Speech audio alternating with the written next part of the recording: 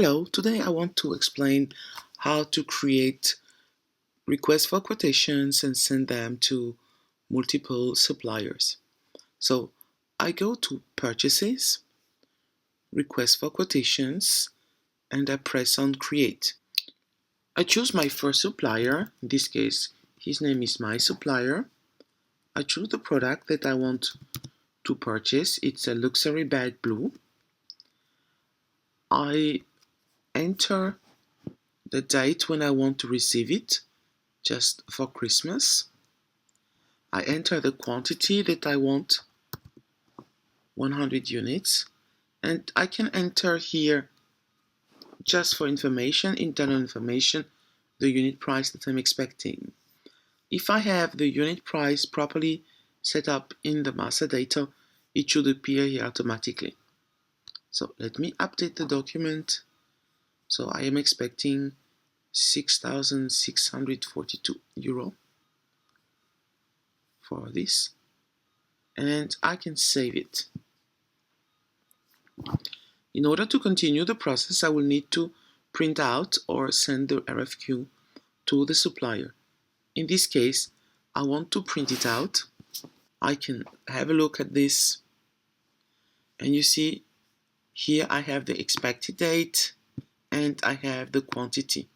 You see that I don't have the price on it, what is absolutely normal because I'm requesting my supplier to give a price. So now, if I want to recreate exactly the same for another supplier, I will be using the more duplicate functionality. So everything is going to stay the same, and I just need to change here my supplier. In this case, I will take Markus Schneider. All the rest will stay the same. I can save it, and again I can print the request for quotation. You can see that the document looks exactly the same, just the number of the document is another one. Next step is normally a few hours later or a few days later, my suppliers are going to react and send me an email, a document about or a fax about the price. So when I receive the price, I go back to my RFQ, I edit the price and I type in what my customer had given me. So I was expecting 54. I can update the price, and also here under RFQ I will update the Incoterm. This is really important to know whether you're going to be paying for transport, etc., etc. I also can say until when the bid is valid. So it's valid for a few days until the 9th of December. I save it, and then I click on the button, and this is quite important, bid received. It means that it sets the status of the request for quotation as finished in terms of pricing and etc. If I go to the next one, it was Markus Schneider.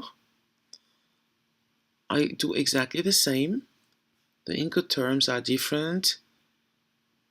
So it's cost and freight,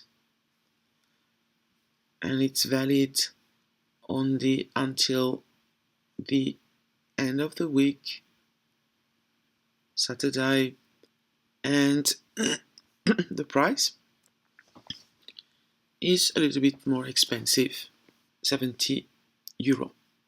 So I save it and I set the status as bid received. So now you would like to compare both bids. If you only have one article on the request for quotation, it's quite simple that you can go on the list view and just compare the two of them, and you easily see them. More than that, and I want to compare the prices of a specific product. In this case, I would go to products, search for my luxury bag, blue, this one, and click on purchases here. The system is going to show me all the purchase order, request for quotation, everything that is related to this luxury bag. And in this case, I want to compare the purchase order 14 and 15. As you see here, I see the total prices just for this one product. If I want to take away the already purchased document, you may have some of them, you would go to advanced search and set the status to draft. In this case, you will only have either a purchase order that has not yet been confirmed or a request for quotation. Well, that's it for today.